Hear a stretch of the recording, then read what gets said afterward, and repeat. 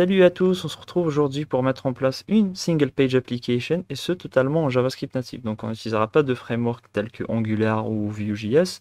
Le but c'est simplement de recréer en fait le système de routing qui est présent au niveau de ces frameworks là totalement en JavaScript native. Alors pour cela j'ai déjà créé un projet avec Vite, mais vous pouvez littéralement utiliser n'importe quel autre outil de dev. Ce n'est pas le plus important. Alors, si on regarde un tout petit peu la structure, donc j'ai créé 3 pages. Donc, c'est 3 pages très simples, hein. Une page de contact, une page home, ainsi qu'une page works. Donc, il n'y a rien de très compliqué à ce niveau-là. Et il y a aussi un fichier index.html qui sera le fichier d'entrée, donc le seul à proprement parler fichier HTML de notre application.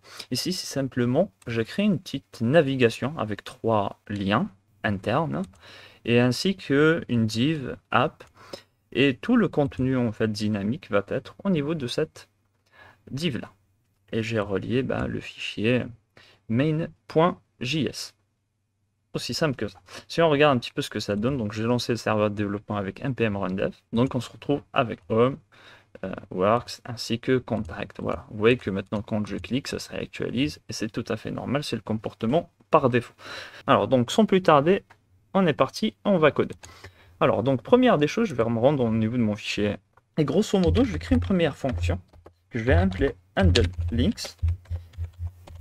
Et cette fonction-là aura pour rôle, en fait, simplement de récupérer les liens et dans un premier tour, de faire un e.preventDefault. Comme ça, on pourra gérer les balises A et les liens en JavaScript. Donc, première des choses, je récupère mes liens, donc je vais appeler ça links grâce à document.querySelector.all et je récupère toutes les balises A. Alors, petit disclaimer ici, si vous voulez mettre ce genre de setup au niveau d'une application de grande envergure, il se pourrait que vous auriez des liens qui sont des liens externes, qui mènent vers d'autres sites, etc. Donc, il faudra les exclure avec des conditions. Mis à part ça, donc on va itérer. Donc, avec le QA Selector, on retourne à notre liste, on va dire un tableau. Donc, on peut utiliser for each dessus et faire un link. On récupère chaque lien et pour chaque lien, on va greffer un gestionnaire d'événements. Link.addEventListener, on écoute sur le clic, on récupère le callback, l'événement qui a été transmis, et on fera simplement e.preventDefault. Voilà.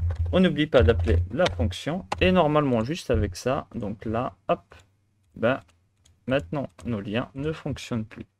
La prochaine étape, c'est simplement de trouver un moyen. En fait, quand on clique par exemple sur Home, on a ici l'URL racine. Donc on aura quelque chose comme ça. Si on clique sur Works, on aura Works. Si on clique sur Contact, on aura Contact. Vous voyez qu'ici, il y a toujours /contact, mais vu qu'on a fait un e.preventDefault, donc ça ne marche plus. Et en fait, pour cela, pour régler ça, c'est très simple. On va aller dans Windows.history et on a une méthode pushState qui va nous permettre de réaliser ce genre d'implémentation. Et simplement, elle prend 3 choses. Donc, le premier paramètre, le state, on peut passer à un objet vide. Deuxième des choses, donc c'est un paramètre qui apparemment existe pour des raisons historiques. Donc, il suffit simplement de mettre une chaîne de caractères vide et ça va très bien fonctionner. Et le troisième paramètre, c'est celui qui nous intéresse. C'est simplement, on va faire un e.target.href. Donc, on récupère l'attribut, la valeur de l'attribut href contenu au niveau de nos balises A et on va l'injecter en fait au niveau de la barre de navigation et grosso modo ça va donner ça. Donc là si je clique vous voyez que j'ai maintenant /work/contact. Par contre hop, le navigateur ne se réactualise pas et ce qu'on voulait c'est le principe d'une single page application. Ok, donc ça c'est fait. Deuxième et dernière chose qu'il nous reste à faire, c'est de créer un routeur et d'afficher en fait le contenu adéquat selon l'URL qu'on a au niveau de la barre de navigation ou de recherche. Plutôt de navigation, on va dire. Donc pour cela, on va créer une fonction. Je vais simplement l'appeler routeur. Et juste avant de l'implémenter, on va se créer un petit objet ici. On va appeler routes avec un S. Et là, vu que j'ai que 3 routes, donc je vais mettre 3 routes.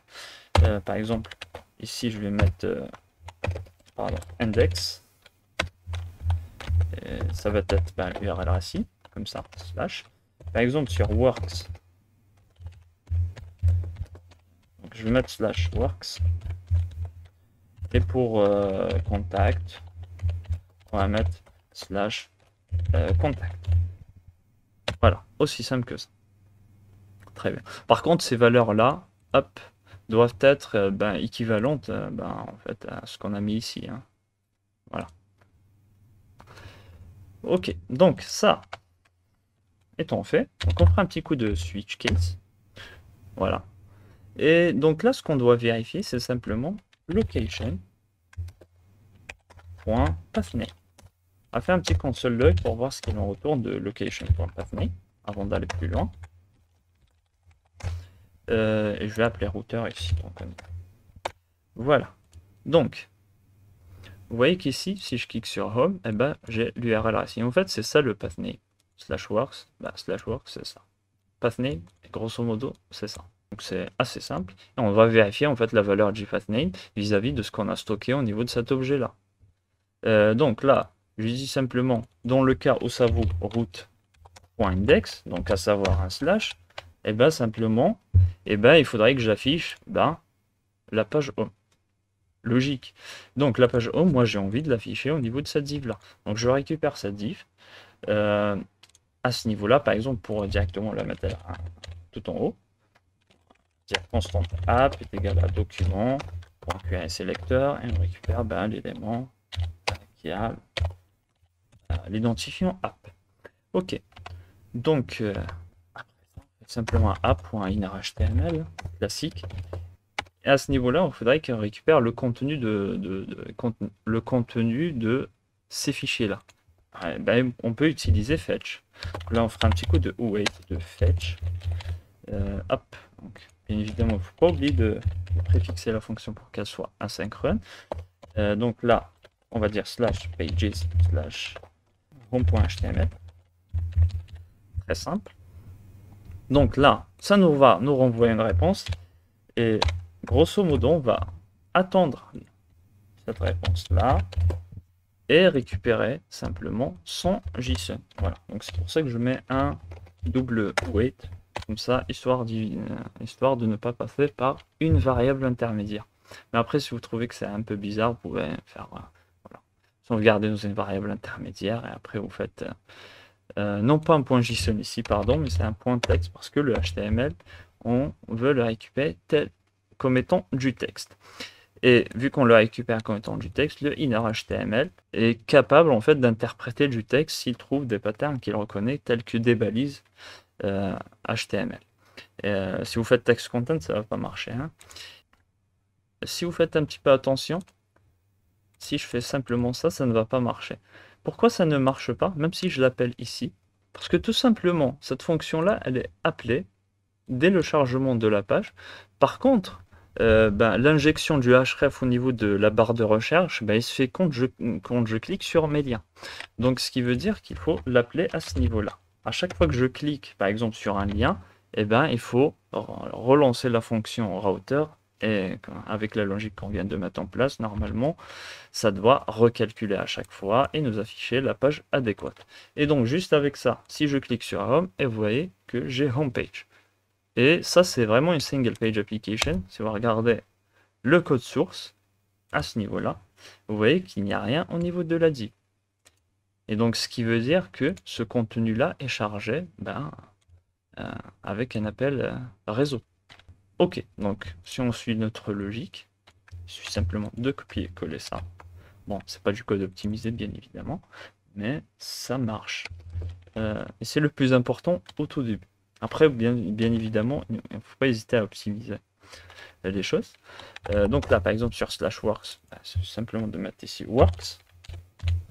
Et puis, on va rajouter un dernier cas, par exemple, pour la page contact. Voilà, on va mettre ici contact.html. On met le document fort. Et grosso modo, hop, vous voyez que maintenant, il n'y a plus de soucis et que ça marche super bien. Vous voyez que c'est hyper fluide et ça, c'est vraiment pas mal. Vous voyez que c'est assez simple. Hein. Donc, pour faire un petit récapitulatif, ce que vous avez à faire, simplement, dans un premier temps, de faire un prevent default sur les balises A que vous voulez gérer. Après, vous appelez la méthode pushState et vous pichez simplement, par exemple, un objet vide, une chaîne de caractères vide, et puis la valeur de l'attribut href. Après, vous créez votre routeur et vous l'appelez à ce niveau-là. Aussi simple que ça. Alors, donc là, j'ai testé sur Firefox, mais on va aller tester aussi sur Chrome et voir ce qu'il en retourne. Voilà. Donc j'arrive ici, vous voyez que sur Chrome, ça marche aussi. Si je réactualise, qu'est-ce qui se passe? Ça marche parfaitement. Donc voilà pour cette vidéo, j'espère qu'elle vous aura plu. N'hésitez pas à lâcher des pouces bleus et à vous abonner à la chaîne. Et je vous dis à très bientôt, ciao ciao!